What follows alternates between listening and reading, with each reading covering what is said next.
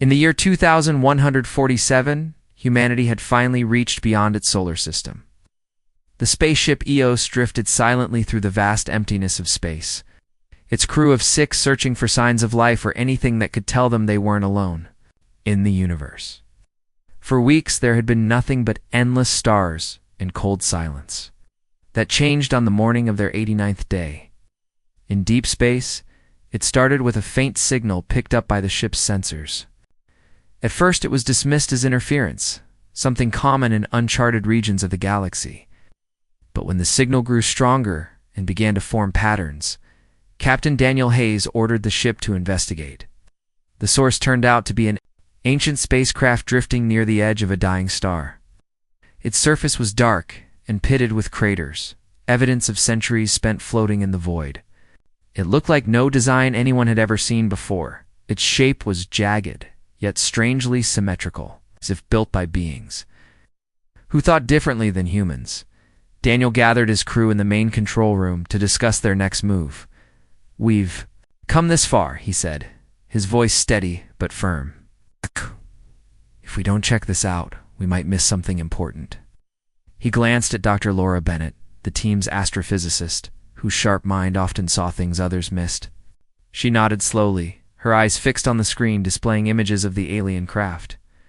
"It's old," she murmured. "Older than anything we've encountered. This could be history." After suiting up, the team boarded a small shuttle and approached the mysterious vessel.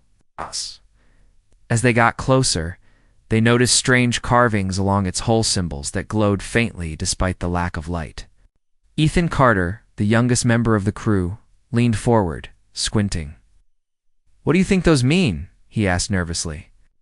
Nobody answered. Everyone was too focused on what lay ahead. Once inside, the air was thick with dust and the scent of metal long untouched.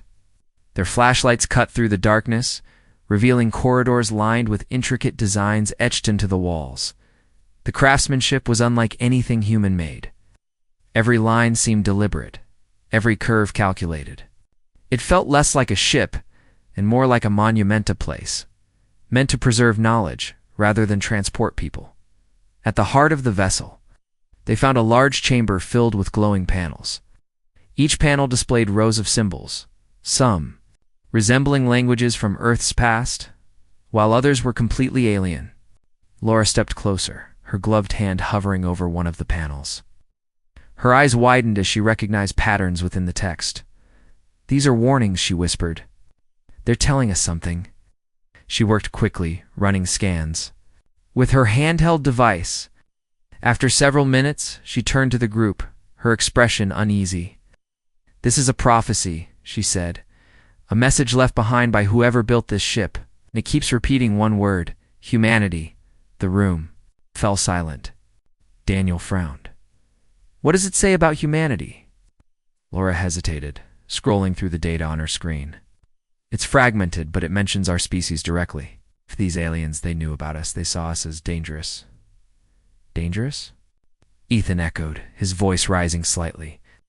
"How could they know about us? We haven't even left our planet yet." "No idea," Laura admitted, "but it gets worse. Some parts talk about destruction, about entire civilizations being wiped out because of us." Daniel crossed his arms, his brow furrowed. "That doesn't make sense. Humans aren't capable of destroying planets, let alone entire civilizations." "Maybe not now," Laura replied, "but maybe in the future. Or maybe—" She trailed off, unsure how to finish her thought. As the hours passed, the crew split up to explore different sections of the ship. Laura stayed behind in the chamber, determined to decipher more of the text.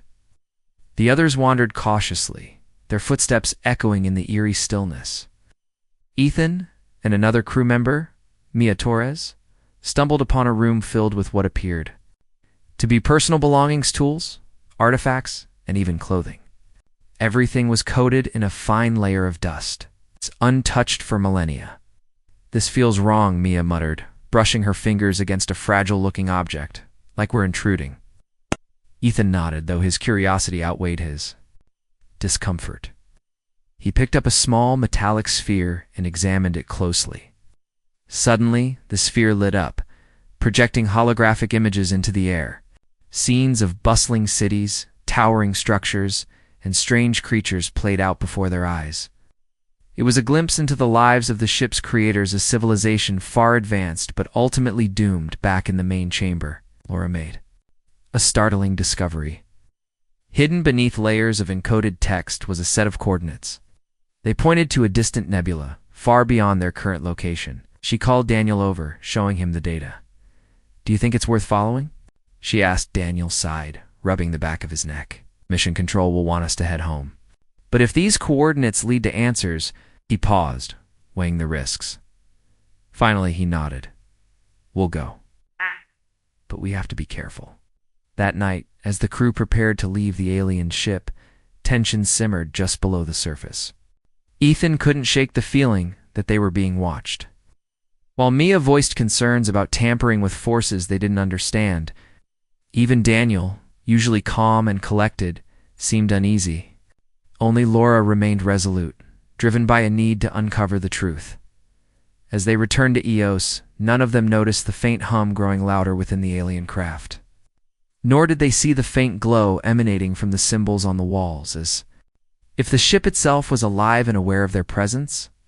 Whatever secrets it held, it wasn't ready to let them go just yet.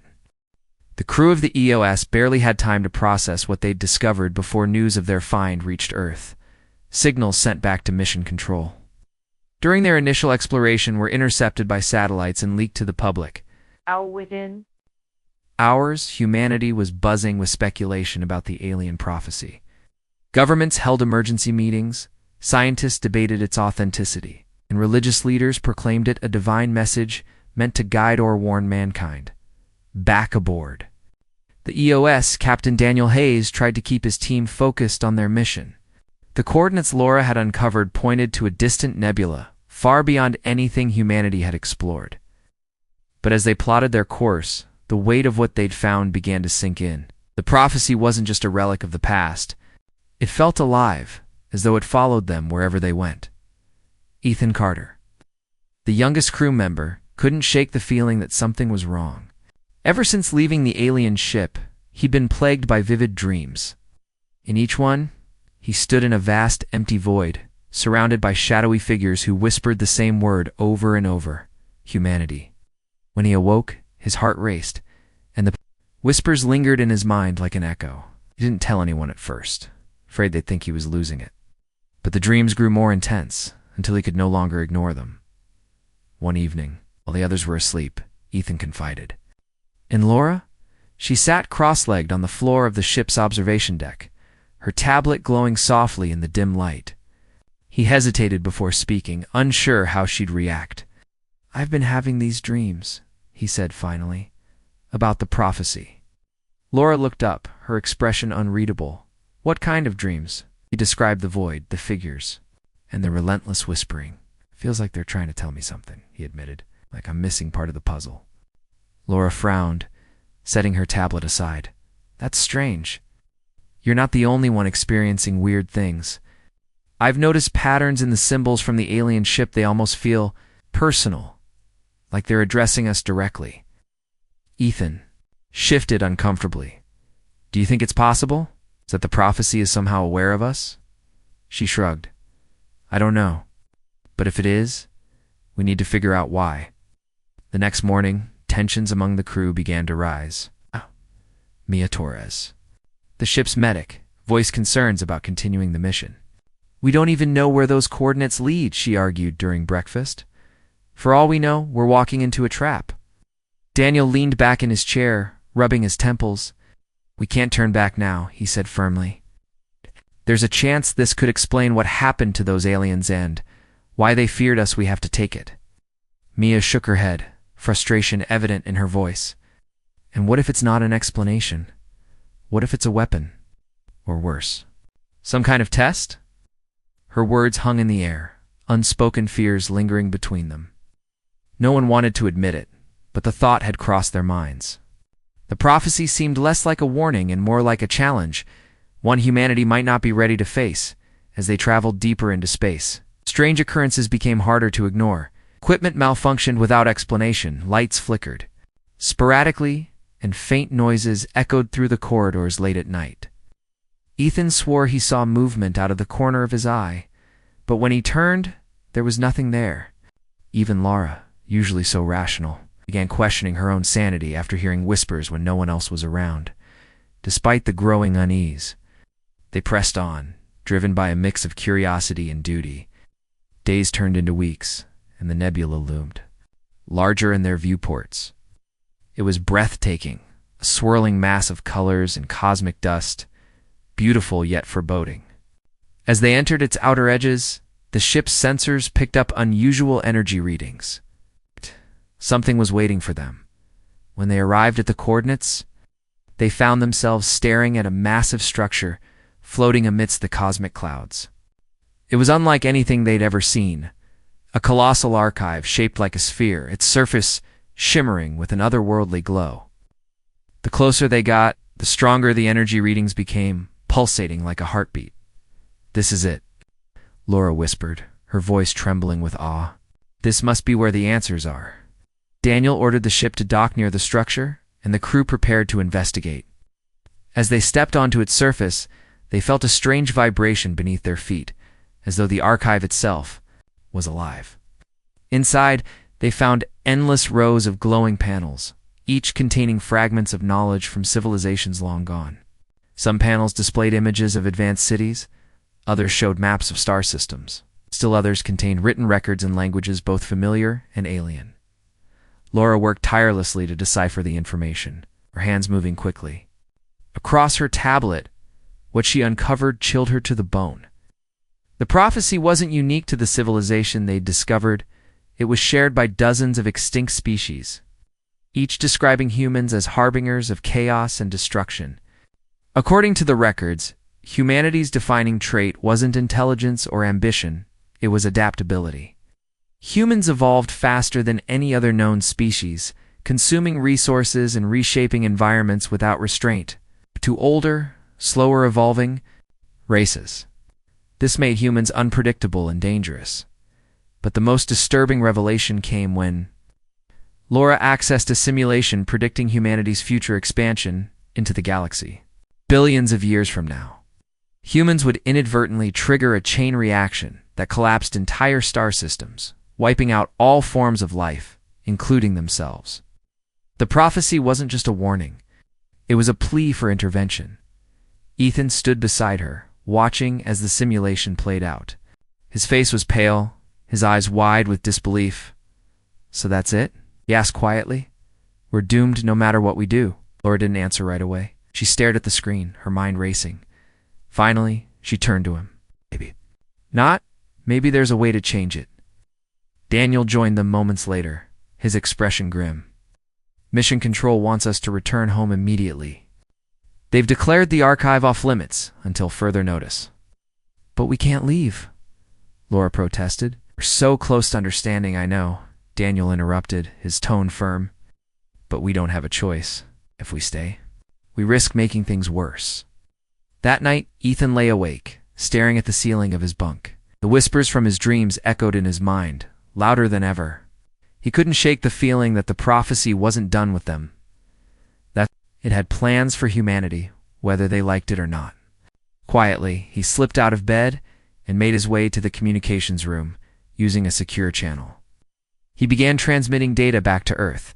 He told himself he was doing the right thing, that humanity deserved to know its fate, even if it was terrifying. But deep down, he knew he was crossing a line. By the time he finished, guilt gnawed at him, but it was too late to turn back. The next morning, the crew gathered for breakfast, unaware of what Ethan had done. Laura glanced at him, sensing something was off. "You okay?" she asked. He forced a smile. "Yeah, just tired." Before she could press further, alarms blared throughout the ship. Everyone rushed to the control room, where Daniel was frantically working the console.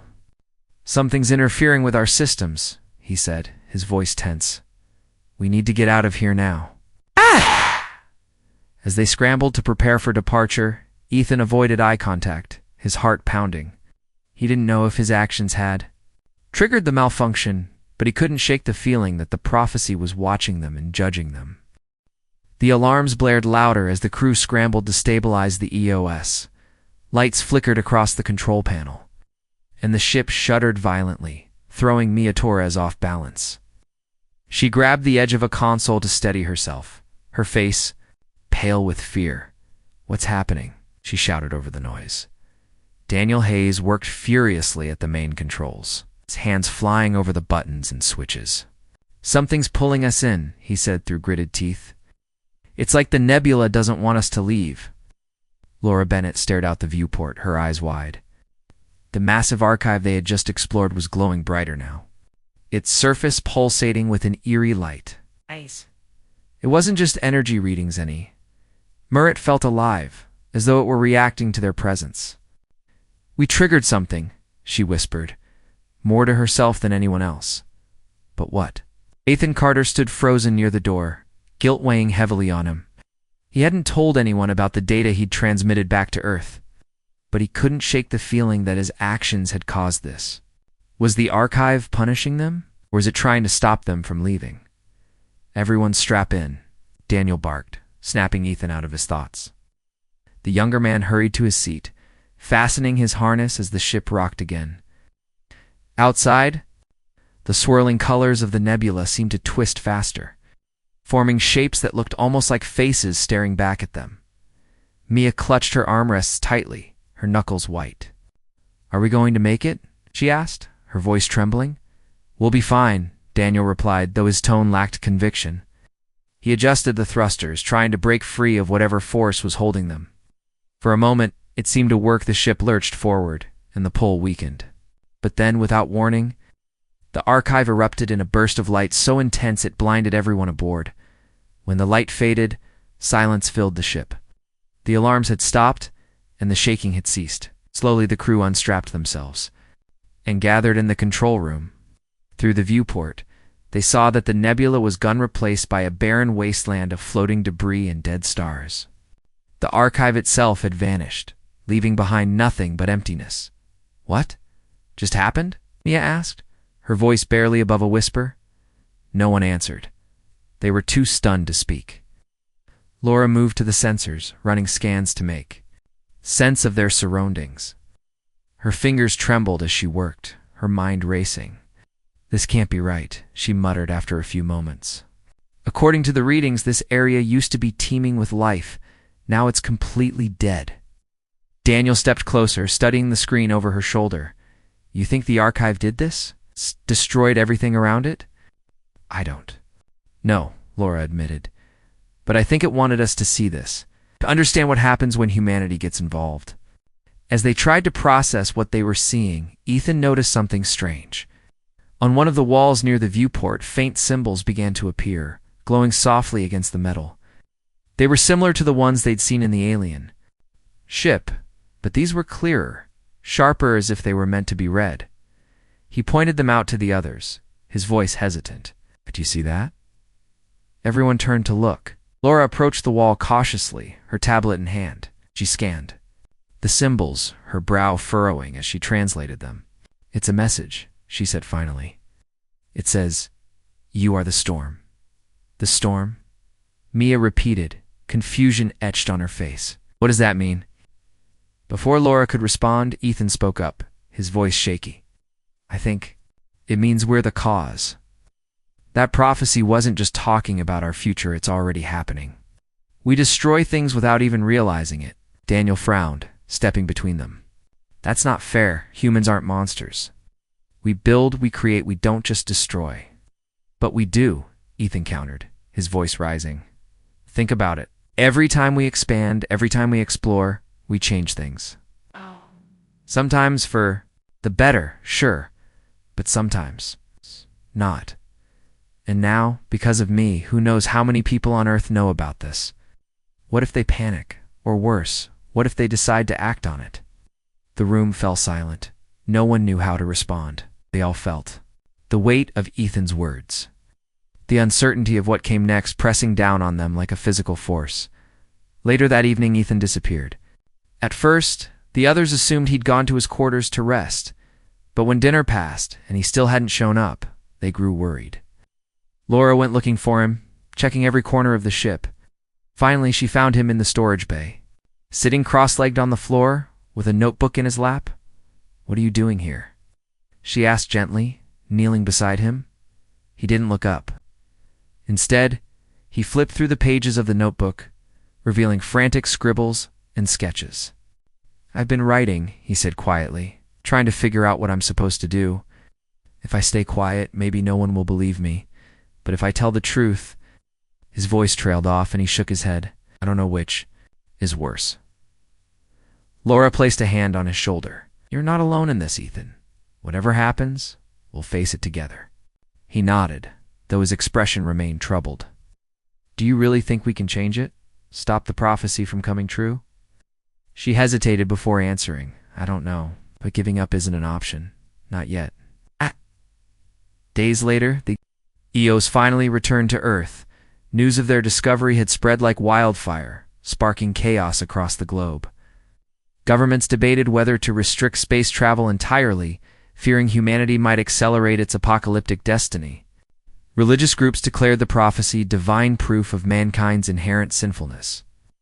While conspiracy theorists claimed it was a hoax designed to control the population, amidst the turmoil, Laura retreated to a remote cabin nestled deep in the mountains.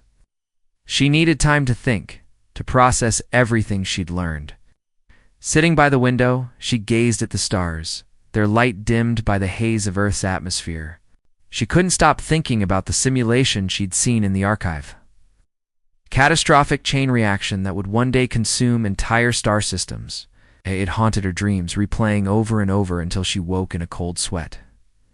One evening, as she chopped firewood outside, a stranger approached her cabin. He was tall and lean, with sharp features and piercing gray eyes. "Dr. Bennett," called out, his voice calm but firm. She paused, gripping the axe tightly. "Who are you?" "My name is Samuel Knox," he said, raising his hand slightly, to show he meant no harm. "I represent an organization that's been monitoring humanity's progress since antiquity. We've been expecting someone like you." Laura frowned, lowering the axe. "Expecting me? Why?" Samuel gestured toward the cabin. "May we talk inside?" Reluctantly, she led him in and offered him a chair. Once seated, he explained that his group had long known about the prophecy and its potential consequences. "We've spent centuries trying to guide humanity away from self-destruction," he said. "But now, thanks to your discovery, the truth is out. People know what's coming, and they're panicking. That's why we need your help." Laura crossed her arms, skepticism evident in her expression. "Help with what?" "Rewriting fate." "In a way, yes," Samuel replied. "The prophecy isn't inevitable. It's a prediction based on patterns humans can choose to break. We might be able to steer humanity toward a different path." She studied him carefully, weighing his words, and if we fail, his gaze hardened, then the prophecy becomes reality. Billions of lives will be lost, not just human, but countless other species as well. For a moment, neither of them spoke. The weight of his words hung heavy in the air. Finally, Laura sighed and leaned back in her chair. "What do you need me to do?" Samuel smiled faintly. "First, we gather allies, scientists, philosophers, leaders willing to listen. Then we develop a plan to rewrite the narrative. Instead of viewing yourselves as destroyers, humanity must become creators, caretakers of the universe rather than conquerors." Over the following weeks, Laura worked closely with Samuel and his team. Together, they reached out to influential figures across the globe, sharing their vision of a brighter future. Progress was slow, and resistance was fierce, but Laura refused to give up. She believed in humanity's potential, even if it meant fighting against its darker instincts. Meanwhile, rumors spread about Ethan Carter's disappearance. Some claimed he'd gone into hiding, unable to cope with the guilt of transmitting the prophecy to Earth. Others whispered that he'd joined a secret faction determined to prevent humanity from expanding further into space. No one knew for sure, but his absence left a void in the hearts of those who had once called him friend, as months turned into years. Laura found herself standing aboard another spaceship, this time leading a mission to terraform a barren planet. Looking out at the stars, she reflected on the prophecy and realized its true lesson. Fear wasn't destiny. Humanity's greatest strength lay not in domination, but in connection, the ability to unite and build bridges across the cosmos. In the distance, a child aboard the ship drew pictures of planets and spaceships, whispering the word hope as the camera panned to reveal the words to be continued. Years had passed since the discovery of the alien prophecy, but its impact on Earth was far from over. The world remained divided, with some people embracing humanity's destructive potential as proof of their superiority, while others worked tirelessly to suppress it. Governments tightened control over space exploration, fearing that humanity might accelerate its apocalyptic destiny if left unchecked. In secret meetings, leaders debated whether to abandon the stars altogether or push forward despite the risks. Laura Bennett spent those years traveling across the globe, meeting with scientists, philosophers, and activists who shared her vision. Together with Samuel Knox and his organization, she formed a coalition dedicated to rewriting humanity's future. Their goal was simple, yet monumental, to guide humanity away from destruction and toward creation. They called themselves the Horizon Initiative, a name meant to symbolize hope and new beginnings. But not everyone agreed with their mission. Powerful corporations and military factions saw the prophecy as an opportunity rather than a warning. To them, humanity's adaptability wasn't a flaw, it was a weapon. Secret projects were launched to develop technologies based on the alien archive's knowledge, even though much of it remained incomprehensible. Some believed these advancements could ensure humanity's survival. Others feared they would only hasten its downfall. Amidst this chaos, Laura struggled to maintain her optimism. She often found herself staring at old photos of the EOS crew, wondering what had become of them. Daniel Hayes had returned to active duty, leading missions closer to home where he could keep an eye on Earth's fragile peace. Mia Torres had retreated to a quiet life as a teacher, sharing stories of the stars with children who dreamed of adventure. And Ethan Carter. Ethan was still missing, his fate unknown. One evening, Laura sat alone in her office, surrounded by papers and holographic projections of star maps. Her tablet buzzed with incoming messages, but she ignored them, lost in thought. A soft knock at the door pulled her back to reality. "Come in," she said, turning off the OLO display. Samuel stepped inside, carrying a folder filled with documents. His expression was grim. "We have a problem," he said, without preamble. "What kind of problem?" Laura asked, sitting up straighter. He placed the folder on her desk and opened it. Inside were images of classified facilities scattered across the globe. "These are research sites working on weapons derived from the alien archive," he explained. "They're using fragments of the prophecy to justify their actions, claiming it's humanity's destiny to conquer." Laura frowned, scanning the documents. "How did they get access to this information?" "I thought we destroyed most of the data after returning to Earth." "We did," Samuel admitted. "But someone leaked copies before we could act. Whoever it is, they're feeding misinformation to the highest bidders." Laura clenched her fists, frustration bubbling inside her. If those weapons fall into the wrong hands, it won't just be humanity that suffers. The entire galaxy will pay the price. Samuel nodded gravely, which is why we need to stop them, but we can't do it alone. For days, Laura and Samuel worked on a plan to infiltrate the research sites and expose the truth. They recruited trusted allies, including former members of the EOS crew like Daniel and Mia. Though hesitant at first, both agreed to help once they understood the stakes. Even Ethan reappeared unexpectedly, slipping into a meeting one night like a ghost from the past. "I heard you were looking for me," he said, his voice low and cautious. Laura stared at him, torn between relief and anger. "Where have you been?" "Hiding," Ethan admitted. "After everything that happened, I didn't know who to trust. But when I saw what was happening here, how people were twisting the prophecy, I knew I had to come back." Despite her lingering doubts, Laura welcomed him back into the fold. With his technical expertise and intimate knowledge of the alien archive, Ethan became an invaluable asset to their mission. Their first target was a remote facility hidden deep within the Arctic Circle. Disguised as technicians, Laura, Ethan, two other members of the Horizon Initiative, approached the heavily guarded compound under the cover of darkness. Snow whipped around them as they moved silently through the icy landscape. Guided by blueprints, Ethan had hacked from a corporate database. Inside, they discovered laboratories filled with strange machines and glowing artifacts, clearly inspired by the alien technology. Scientists scurried about, oblivious to the intruders in their midst. Laura and her team split up, planting devices. Designed to disable the facility's systems and broadcast its secrets to the world. As they worked, Ethan stumbled upon something that made his blood run cold.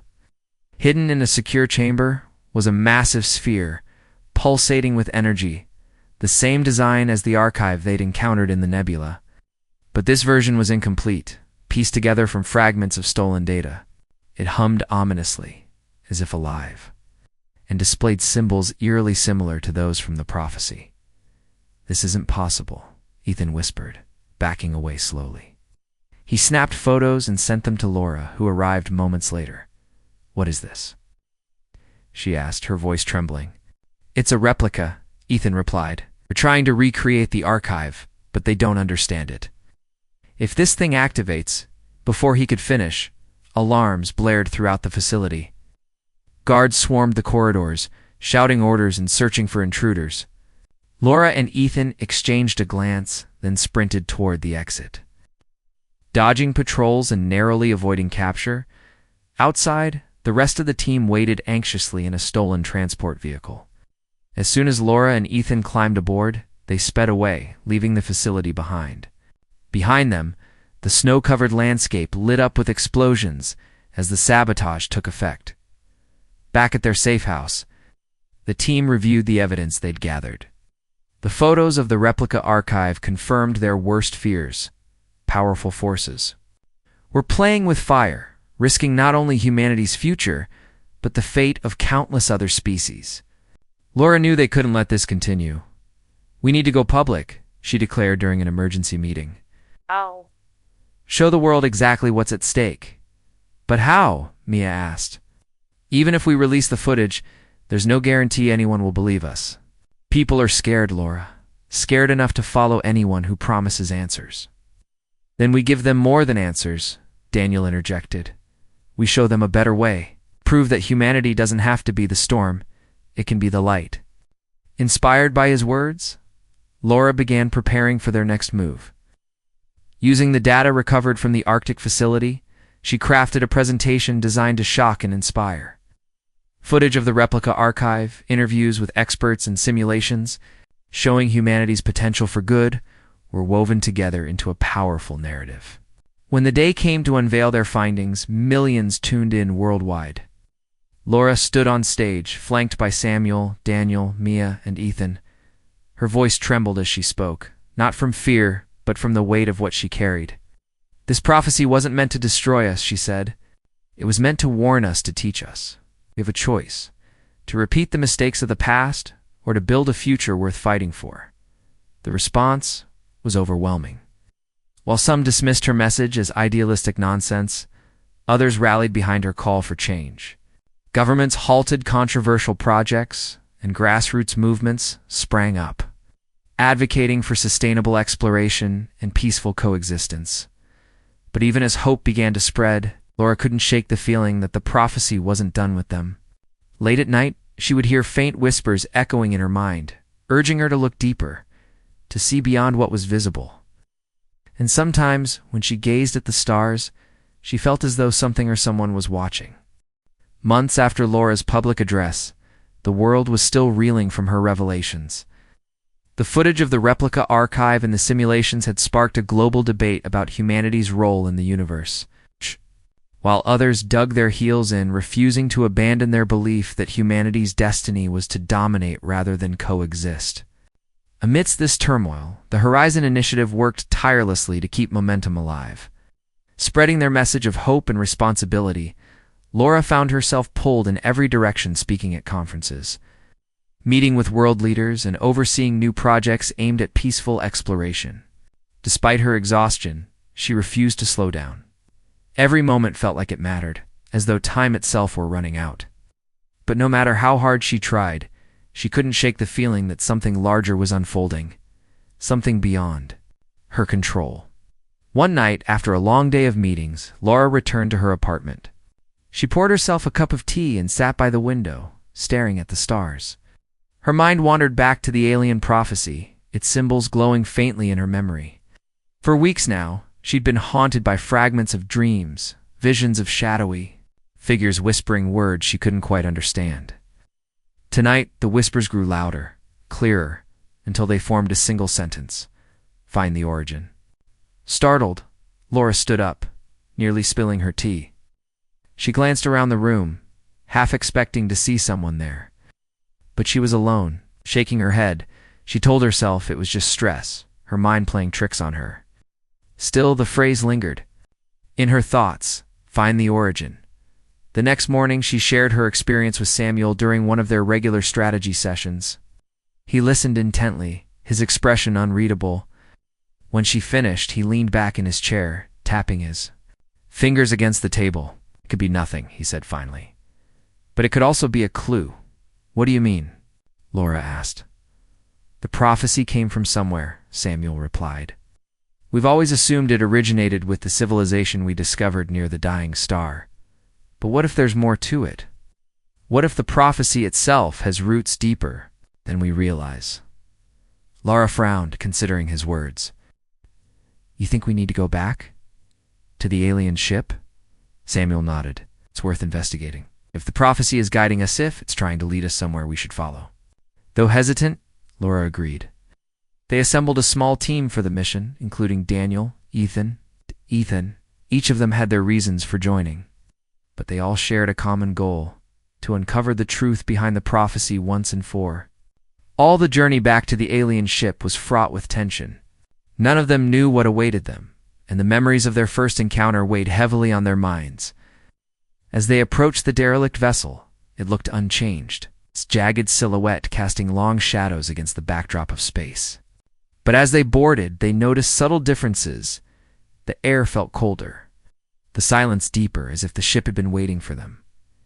Inside, the glowing symbols along the walls seemed brighter than before, pulsating rhythmically like a heartbeat. Laura led the way, her tablet scanning for any changes in the text. "Something's different," she murmured. "These aren't just warnings anymore, they're instructions." Ethan stepped closer, examining the panels. "Instructions. For what, I don't know yet," Laura admitted. "But I think it's pointing us toward something specific." As they ventured deeper into the ship, they discovered a chamber they hadn't seen during their initial exploration. It was smaller than the main hall, with walls covered in intricate carvings that seemed to tell a story. At the center of the room was a pedestal, atop which rested a crystalline object glowing faintly. The light it emitted was soft but mesmerizing, drawing them closer despite their unease. Daniel reached out cautiously, touching the crystal. Instantly, images flooded their mind, scenes of ancient civilizations rising and falling, vast empires collapsing under their own weight. Among these visions, humans appeared repeatedly, always at the center of destruction.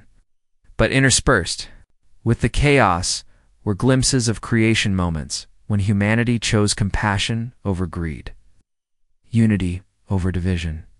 "It's showing us choices," Mia whispered, tears streaming down her face. "What we've done and what we can still do." Laura stepped forward, her voice steady, despite the emotions swirling inside her. "This isn't just a prophecy. It's a test, a challenge to prove that we're capable of more than destruction." Before anyone could respond, the crystal began to hum, vibrating with increasing intensity. The carvings on the walls lit up, forming a map of sorts. Laura recognized the coordinates immediately. They matched the location of the nebula where they'd found the archive. "We need to go there again," she said firmly. "Whatever the prophecy wants us to find, it's in that nebula." The return trip was tense, each member of the crew grappling with their own fears and doubts. When they arrived at the nebula, they found it transformed. Gone was the barren wasteland they'd left behind. In its place was a swirling vortex of energy, pulsating with life. At its center floated a massive structure, unlike anything they'd encountered before, a sphere made entirely of light, radiating warmth and power. As they approached, the ship's systems began to malfunction, forcing them to dock manually. Stepping onto the surface of the sphere, they felt a strange sensation, as though they were being scanned.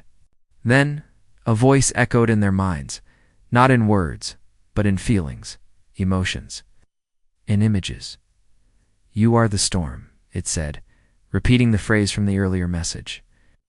"But storms bring renewal. Will you choose to destroy, or will you create?" Laura stepped forward, her heart pounding.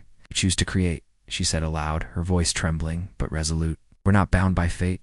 We can change." For a moment, nothing happened. Then, the sphere expanded, enveloping them in its light. Memories flooded their minds of Earth, of humanity's struggles and triumphs, of moments both beautiful and tragic. And through it all, a single thought emerged. Hope endures. When the light faded, they found themselves back aboard the Eos, hovering near the nebula. The sphere was gone, leaving only the swirling colors of the cosmic clouds. But something had changed, not just in the nebula, but within them. Laura turned to her crew, her eyes filled with determination. "This isn't the end," she said. "It's the beginning. The prophecy showed us our potential, but it's up to us to decide what comes next." Ethan nodded, a spark of hope igniting in his chest. "Then let's make it count." The journey back to Earth was quiet, the crew lost in their thoughts. The encounter with the sphere of light had left them changed, though none could fully explain how or why. Laura spent most of her time staring out the viewport, watching the stars blur into streaks as the ship traveled through hyperspace. She replayed the vision they'd shared: the storm, the destruction, the hope, and tried to make sense of it all. It wasn't just a warning anymore. It was a call to action. When they arrived home, they found a world still divided but slowly shifting. The Horizon Initiative's efforts had sparked movements across the globe, inspiring people to rethink humanity's place in the universe. Cities hosted festivals celebrating unity and exploration, while schools taught lessons about responsibility and coexistence, yet resistance remained. Powerful corporations and military factions continued to push for dominance, using fear of the prophecy to justify their actions. Laura knew the fight wasn't over. If anything, it was just beginning. With Samuel's help, she organized a summit to bring together leaders from every corner of the globe. Scientists, philosophers, activists, and even skeptics gathered in a massive dome constructed on the outskirts of Geneva. The goal was simple: to create a plan that would guide humanity toward a brighter future, one where adaptability became a tool for creation rather than destruction. On the first day of the summit, Laura stood before the crowd, her voice steady.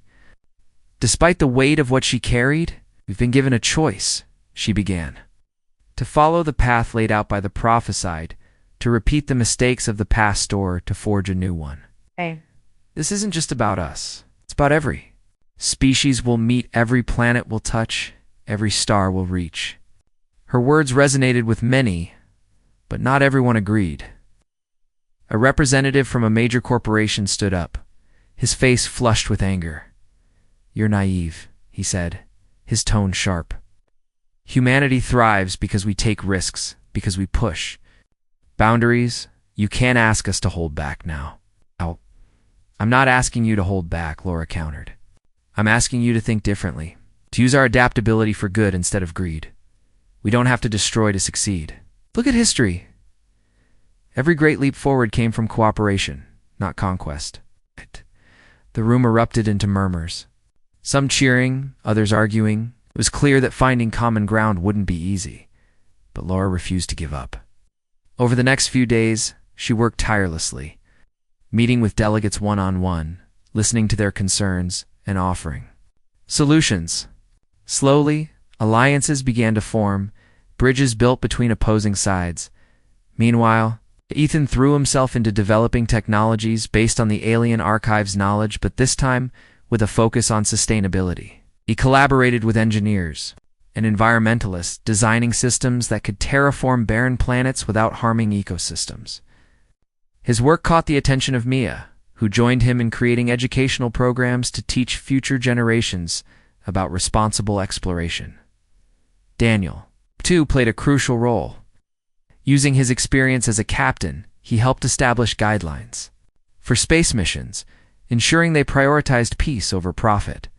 Together, the former EOS crew became pillars of the Horizon Initiative, each contributing in their own way to the cause. As months turned into years, their efforts began to bear fruit. New treaties were signed, limiting corporate exploitation of space resources.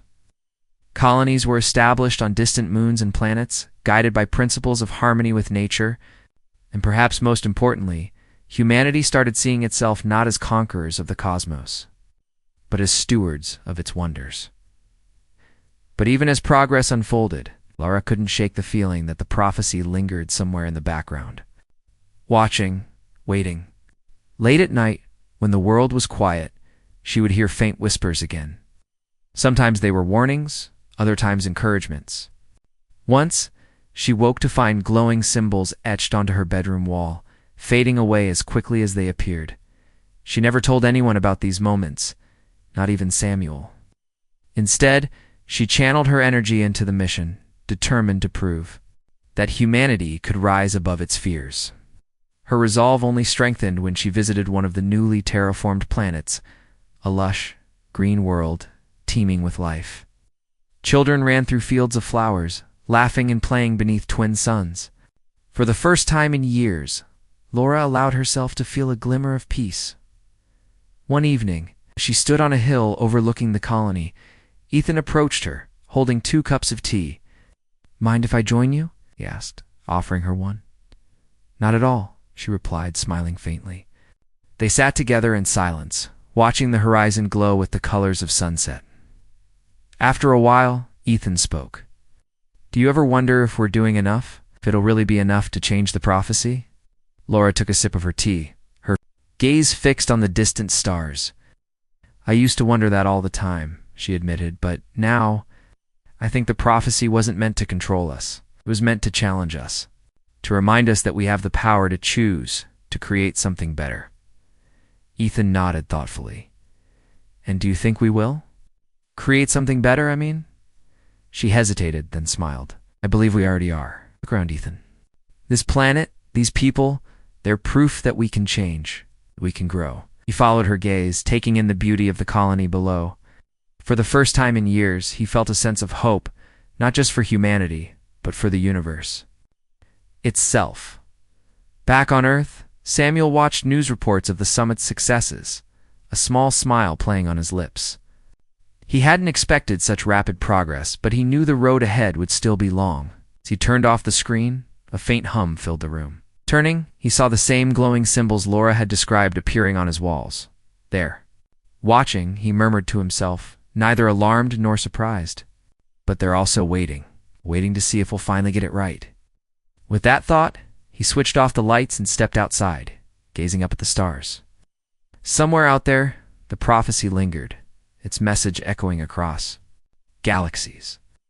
But for now, humanity had chosen a different path, one paved with hope, courage, and the promise of renewal. And so, under the vast expanse of the cosmos, humanity took its first steps toward becoming not just survivors but creators. The storm had passed, leaving behind fertile ground for dreams to take root. In the distance, a child drew pictures of planets and spaceships, whispering the word hope as the camera panned to reveal the words to be continued.